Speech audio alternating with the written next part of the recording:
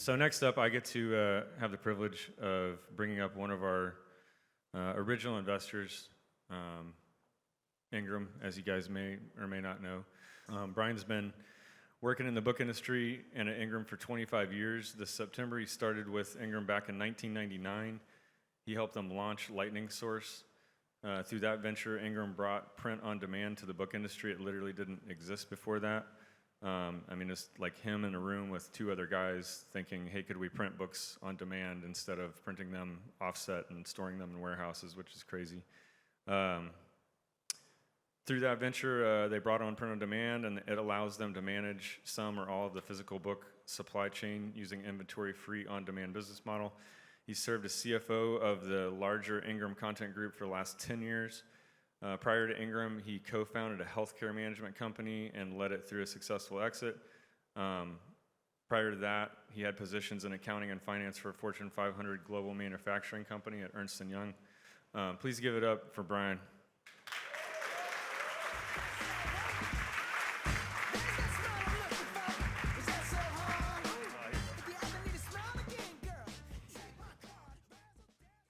All right.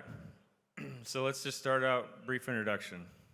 Tell us all about you. Yeah, so you gave a pretty good introduction. I've been in the book industry for the past 25 years.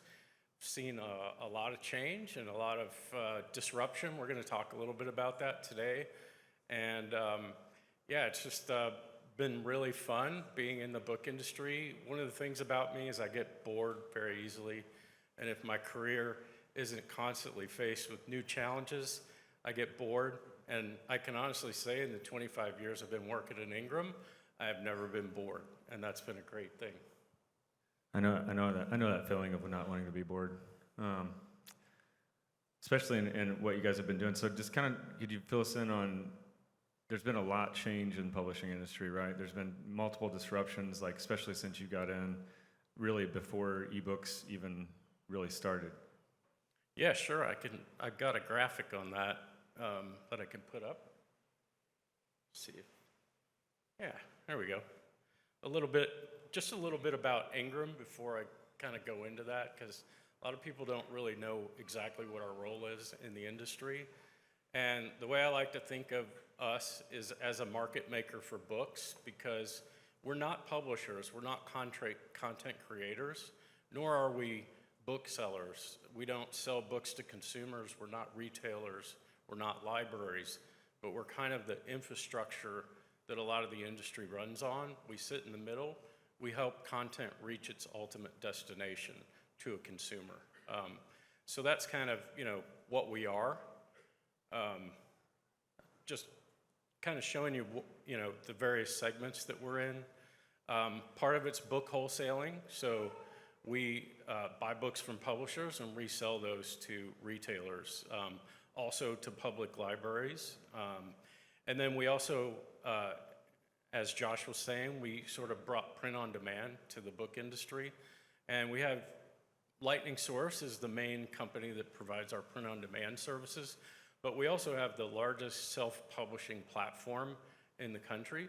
So believe it or not, we sign up about 5,000 new publishers, authors essentially, who want to self-publish their books every month. Like the enormity of the number of books that we publish through our self-publishing platform is enormous. And then we also run a publisher distribution service. So we're one of the largest independent publisher distribution companies. And we do distribution in two flavors: physical book distribution, but then secondly, digital book distribution. So we operate a digital asset management and distribution system called CoreSource.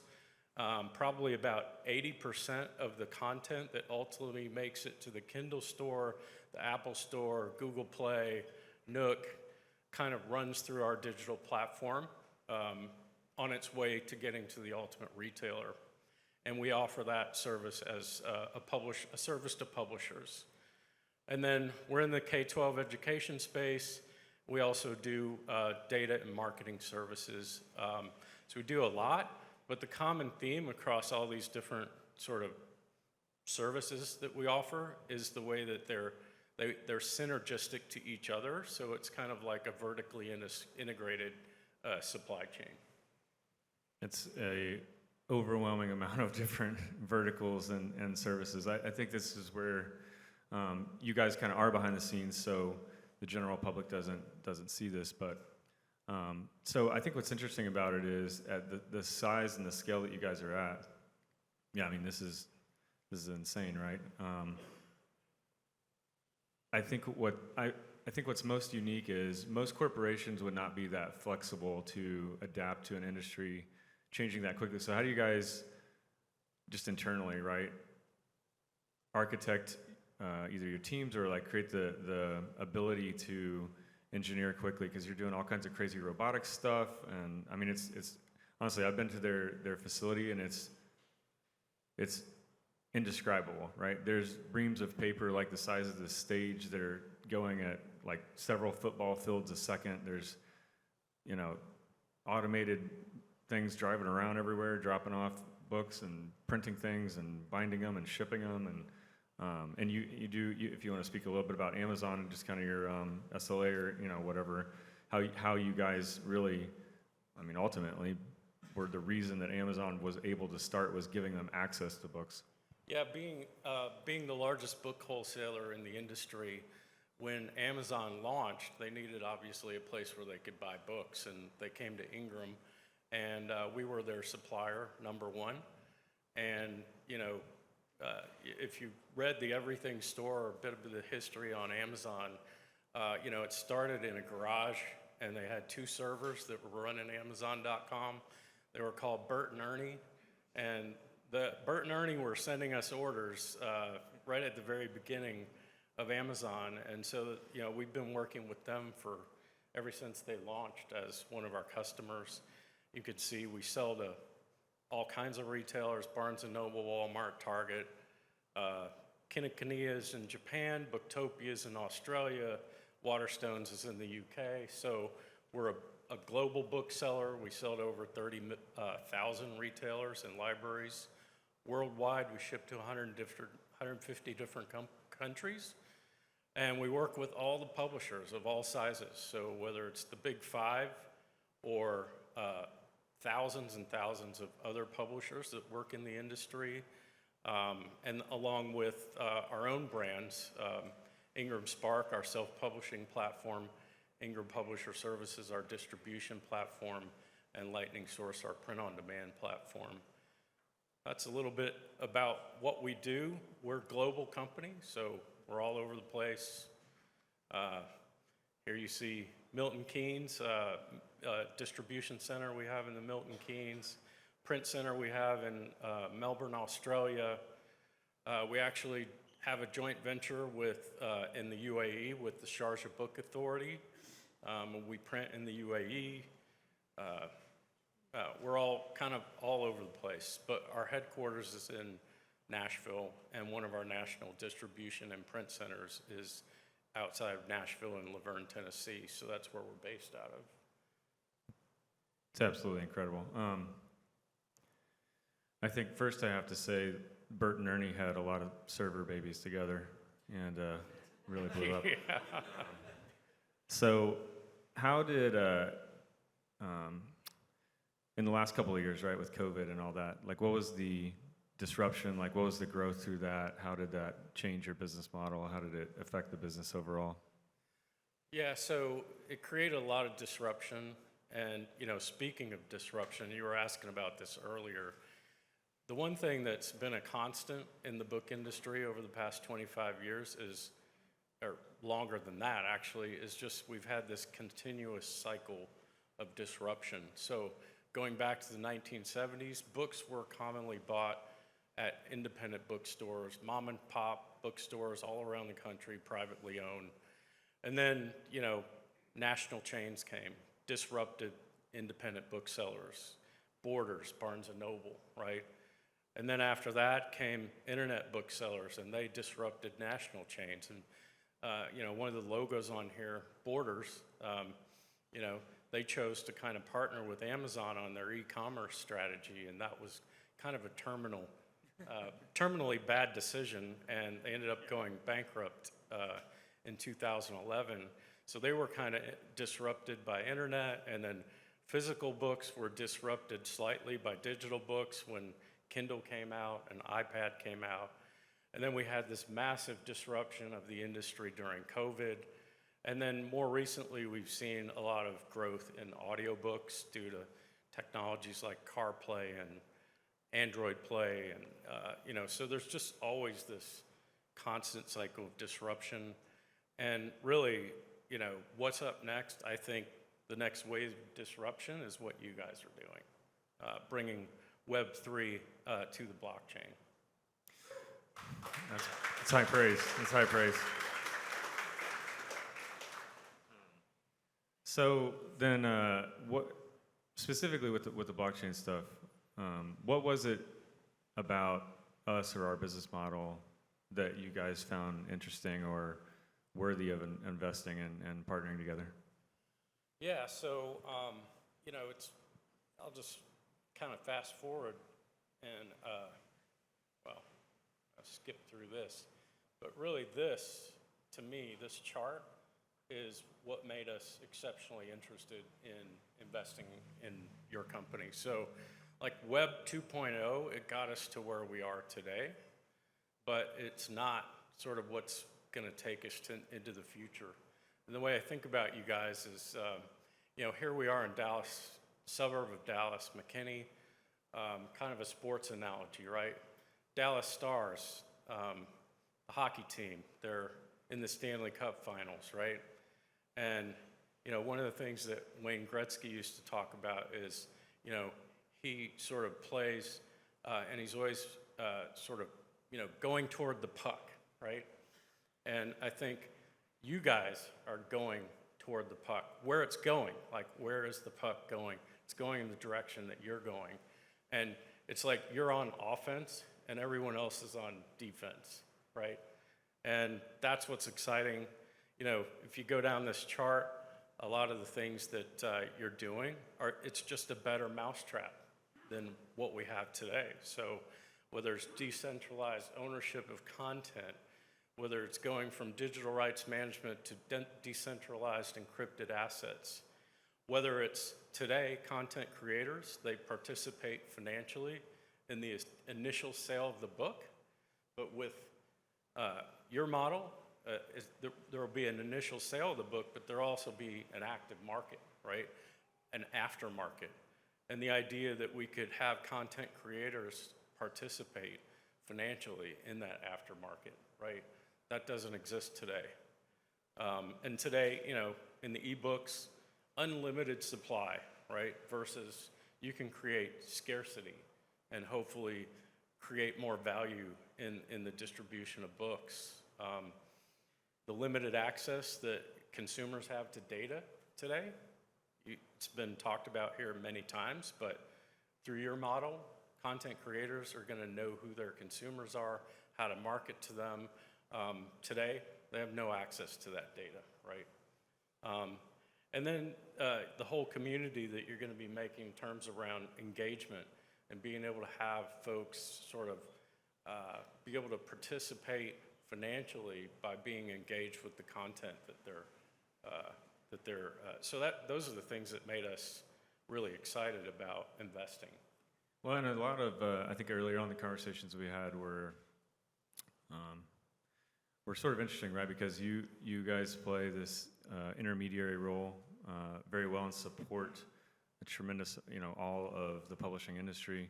We have a customer-facing side, but I think what the sort of overlap there was like that infrastructure piece. Like, could you just talk a little bit about how Ingram in general looks at just like a core business principle? I think is investing in like the infrastructure of how the industry operates.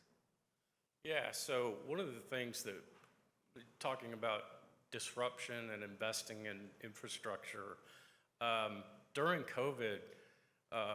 We had some of the best years we ever had. As talking earlier about how people were staying home and just buying books, and Amazon's supply chain was clogged up with trying to get masks and hand sanitizer and toilet paper out, right?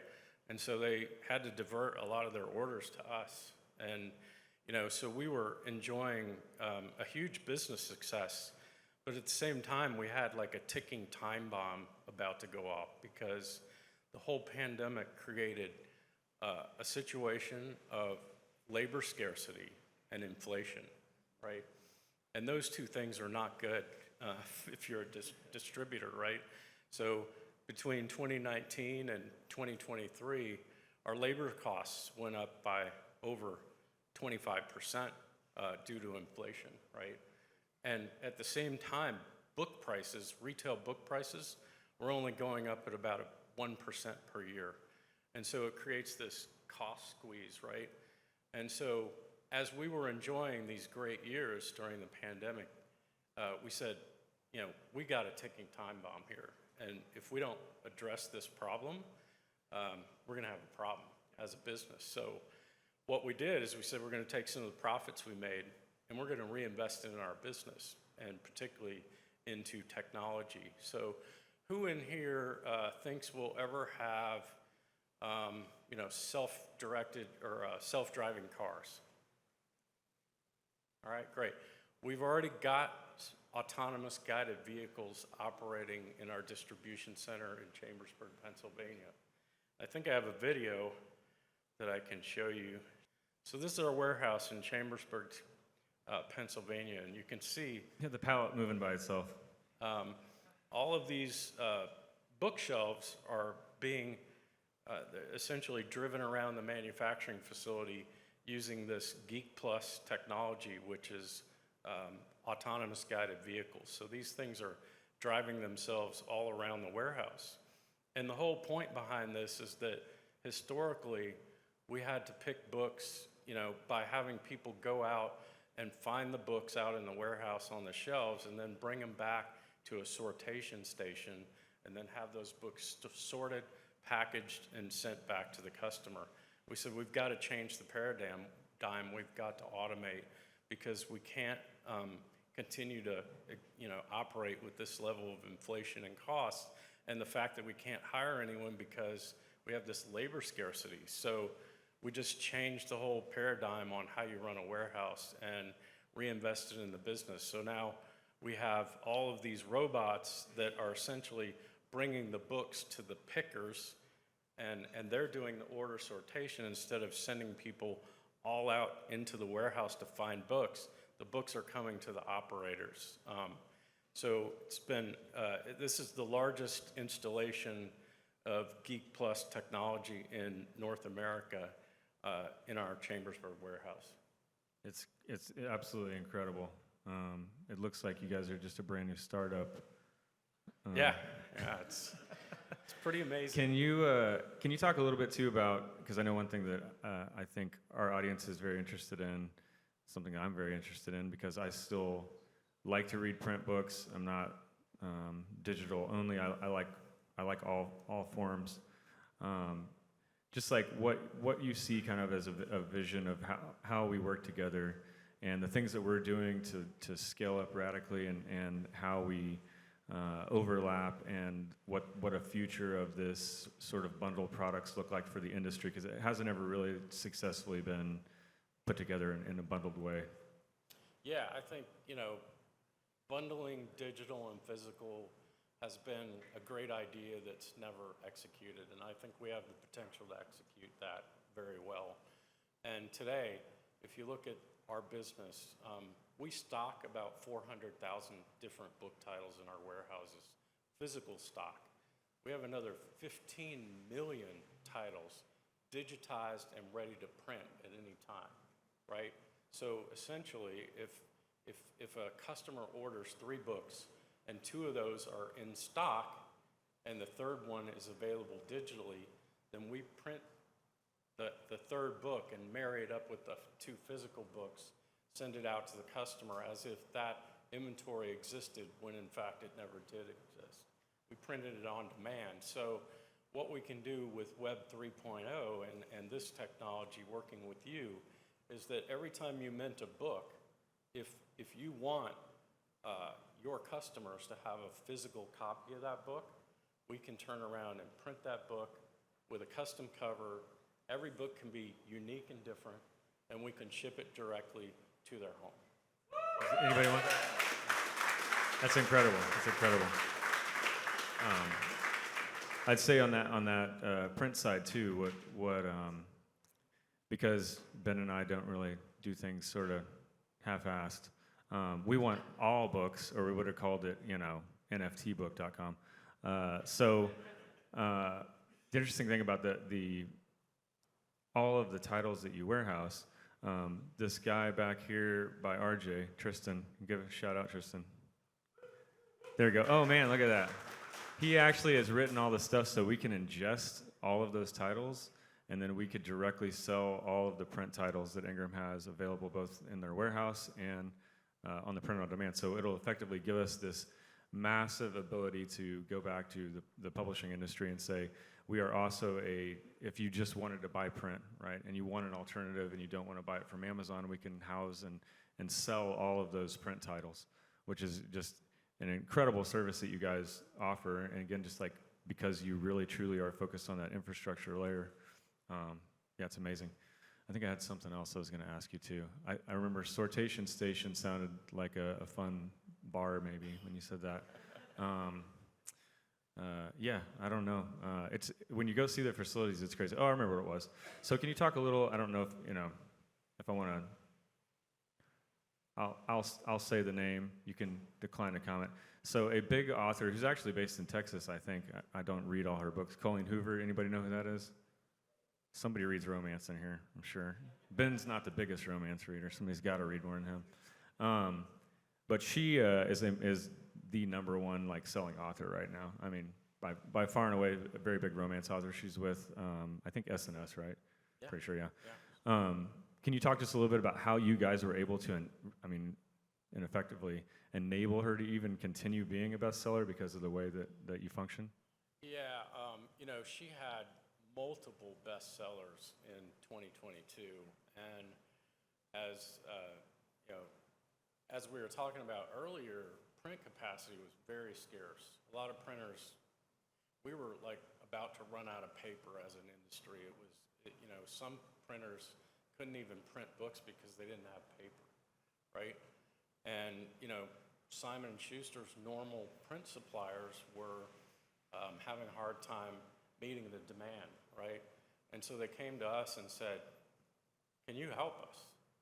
Can you help us print books? And we said, bring it on. Bring as much volume as you can and we'll handle it. And they're like, you can handle that much? Yeah, we can handle it. Just bring it on. So we printed 3 million copies of a single title of Colleen Hoover. So imagine 3 million new users, what this would look like, right? We bring in 3 million users, this would by far and away, for a single author even, if we were able to say, hey, let's bundle a Colleen Hoover title, sell print and digital together, you get an actual ebook that you own and you could sell or give it away. And we added, multiple millions of users. That's the scale of what we're looking at. So we don't come in saying, here's 10,000 of this. We're looking at it and thinking much more in the future of how could we bring in millions and millions of, 3 million people that bought a book in a month and they were able to deliver on the print side. We can deliver that on the e-side and add, effectively more users than any other project or really any other chain. So that's kind of the scale, and I think the most important thing really about Ingram is just Ingram is the path to true scaling inside of publishing. They power so much of the industry, and man, I thank you so much for being here today. Do you have any final words? No, we're very excited to be working with you, and we can't wait to launch Mint and Print. I think it's going to be very exciting. No doubt. Awesome. Thanks, Brian. Thank you.